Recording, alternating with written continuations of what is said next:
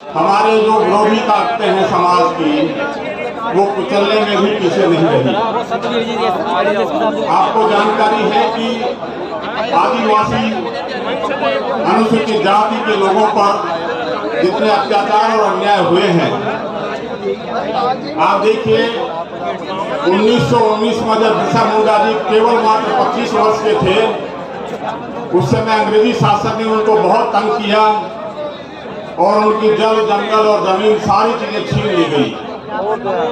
उनको बहुत परेशान किया गया और आदिवासियों को, अनेक आदिवासियों को मौत के घाट उतार दिया गया। आप उस व्यक्ति का धैर्य देखिए जो 25 साल की उम्र में अपने समाज के हितों के लिए अपने जीवन की बलि दी उसने। मैं ऐसे महान शख्सों को, दोनों को ही बहुत बहुत नमन करता हूं और ये भी अपेक्षा करता हूं कि हमारी ये आज की मीटिंग हमारी भावी रणनीति को तय करेगी।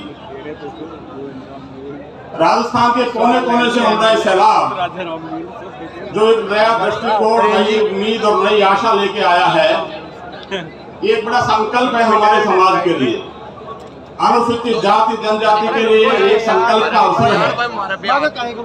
क्यों अभी तक हम अलग अलग टुकड़ों में बढ़ते रहते थे, लेकिन समाज के सभी प्रबुद्ध लोगों ने इस पर विचार किया कि जब तक आप मिलकर नहीं चलेंगे तो आपकी कोई सुनने वाला नहीं है। और ये अपन ने तय कर रखा था कि अब हम सुना के रहेंगे, अब हम डरने वाले नहीं है और हम अपने हक लेकर रहेंगे। आप एक उदाहरण के रूप में एक बात बताना चाहता हूँ। हमारे लोगों ने बहुत ऐतिहासिक युद्ध लड़े हैं। कोरेगांव का 1802 का जो युद्ध था, उसमें महासैनिकों ने आतताई पेशवा राजा की 28,000 की सेना को खदेड़ दिया था। आप यदि उसका औसत निकालेंगे तो एक आदमी ने 56 लोगों को मौत के घाट उतार दिया।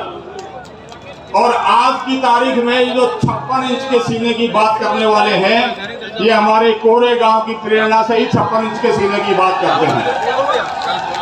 इनका सीना 56 इंच का नहीं है, ये इन्होंने हमारे 56 इंच का सीना जो कोरेगांव की हमारी फौजें थी, उन फौजों के बलिदान और त्याग के फलस्वरूप मिला है। हम इस बात को नकारते हैं कि तुम्हारे पास 56 इंच का सीना है, और ऐसा नहीं है तो हम थोड़े दिनों के बाद में उसको पूरा ही नकार देंगे, पूरा ही निपटा देंगे। देखिए, आपने को मैंने बताया, पहला हमारा 1818 का युद्ध था। बाद में हमारी सेनाओं में जो आदमी थे वो रेजिमेंट को खत्म कर दिया गया। तो 1946 में नेताजी सुभाष चंद्र बोस की आर्मी में उन्होंने ज्वाइन करके थाईलैंड, बर्मा आदि में बहादुरी का परिचय दिया। आज भी थाईलैंड और बर्मा में उनके नामों की सूचियां लगी हुई है। इसके बाद में तीसरा जो हमारा महायुद्ध हुआ वो हमारा 2418 को हुआ। 2418 को जो स्वस्फूर्त आंदोलन था, आज की तरह आयोजित नहीं था। देश में, पूरे देश में, राजस्थान में नहीं पूरे देश में आक्रोश व्याप्त था और कोई भी व्यक्ति उस अन्याय को सहन करने के लिए तैयार नहीं था, क्योंकि उच्चतम न्यायालय के 2 सिरफरे न्यायाधीशों ने हमारा जो 1989 का SC/ST एक्ट था, उसकी धाराओं को बदल दिया। उसके जो काटने के दांत थे, उन दांतों को उखाड़ने का प्रयास किया गया।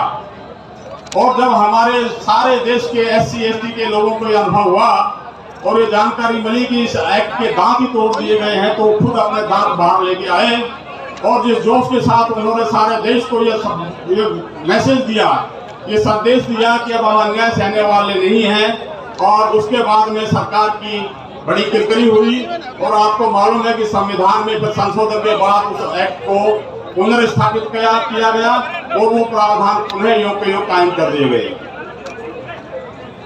इसके बाद में जो सबसे बड़ा अन्याय और अत्याचार हुआ वो ये था कि कतिपय जिलों के वहां के जो पुलिस कप्तान थे, उन्होंने इंसानियत की सभी हदों को पार कर दिया।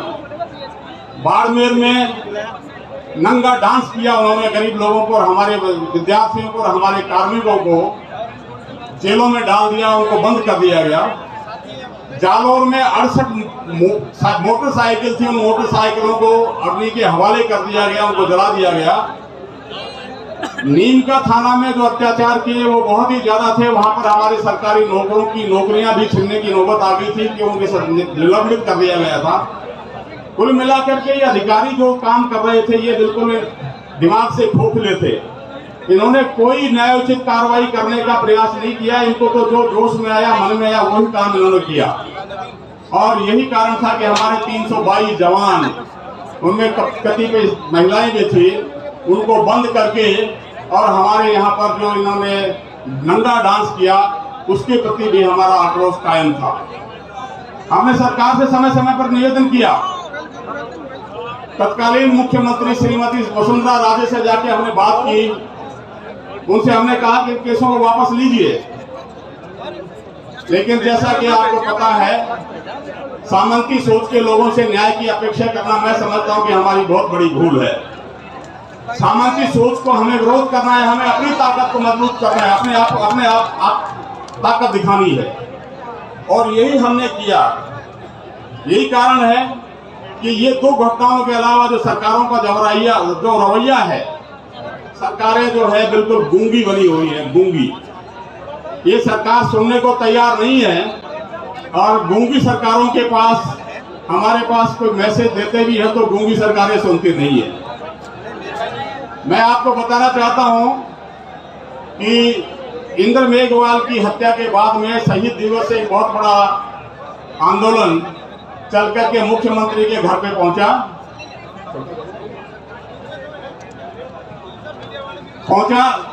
हमें वहां पर हमारे एक मंत्री महोदय से मुलाकात करने का वादा किया।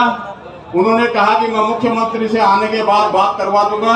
ना तो मुख्यमंत्री को समय मिला, ना हमारे मंत्री को मिला, क्योंकि उसको सुनने को मना कर दिया। काय का सामाजिक न्याय कर रहे हो आप? सामाजिक न्याय की परिभाषा तक पता नहीं मंत्री को। सामाजिक न्याय की क्या परिभाषा है, जरा मंत्री से पूछा जाए। ये मौजूद है यहाँ हमारे बीच में कि सामाजिक न्याय की परिभाषा क्या होती है। सामाजिक न्याय की परिभाषा नहीं जानते, अधिकारों की बात करते हैं, खैर खुआ बनने को तैयार है। हम ऐसे मुद्दों को हम कंडेम करते हैं एक्चुअली।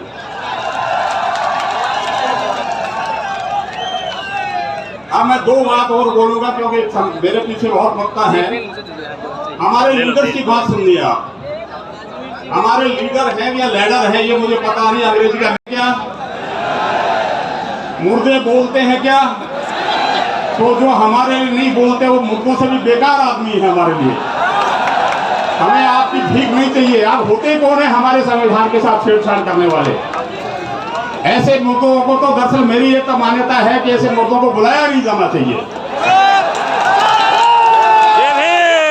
और सबसे बड़ी बात ये है कि ये बड़ी बड़ी बातें करते हैं, डींग मारते हैं। राम मनोहर लोहिया जी ने कहा था, मैं जो बार बार कहता रहता हूं कि ये हमारे समाजों में जाके बहुत डींग मारते हैं, लेकिन ये विधानसभा और संसद में जाके इनके सबके मुंह पे चेपी लग जाती है, उनका मुंह बंद हो जाता है। आप यदि नहीं बोल सकते तो आपको त्याग पत्र देना चाहिए। और अब जो है अनुसूचित जाति और जनजाति का जो संयुक्त सम्मेलन है, ये सम्मेलन अब इस प्रकार के अन्याय को स्वीकार करने के लिए तैयार नहीं है। आरक्षण के बारे में बहुत चीज बात हो चुकी है। मैं केवल दो मिनट में पूरी करता हूँ। हमारे माननीय मुख्यमंत्री जी ने, आप सुने जरा थोड़ा, हमारे माननीय मुख्यमंत्री जी बजट सत्र के दौरान बड़े दम भरे थे और उन्होंने ये कहा था कि उन्होंने दम भरा था कि आप मेरे से मांगो, आपको क्या मांगना है आप मांगोगे वही दूंगा। आप मांगने वाले थक जाओगे लेकिन मैं देने वाला नहीं थकूंगा। अरे हम तो 5 साल से मांग रहे हैं लेकिन आप कोई दे नहीं रहे हमको कुछ भी, तो कौन सा दम भर रहे हो? आप दम भरो तो इतना सा भरो कि आप हमें तो दे सकते हैं। हमारे SC ST के 56 MLA हैं, 56 की जितने भी अत्याचार अन्याय होते हैं आपको छोड़ के किसी आवाज नहीं निकलती। अब मेरा आखिरी आधा मिनट का स्पीच है, सिर्फ आधा मिनट का। मुख्यमंत्री जी ने यह भी कहा कि मैं तो ओबीसी वर्ग का केवल एक ही एमएलए हूं और मैं मुख्यमंत्री हूं। मैं निवेदन करना चाहता हूं माननीय मुख्यमंत्री जी ने, हमारे जो 56 एमएलए, अब इनके लिए आप सीट खाली कर दो ताकि हमारे 56 एमएलए को उसका लाभ मिले। बहुत सारी बातें हैं लेकिन वो कहने का इतना समय नहीं है। मैं युवाओं से अपेक्षा करूंगा कि अब अपने संघर्ष के लिए तैयार हो जाइए। अब हमको बहुत लंबा चलना है और कुछ संकल्प हमें लेने हैं कि एक तो हम SC/ST की योग्यता को बराबर कायम रखेंगे, इसमें कोई टूट फूट नहीं होने देंगे।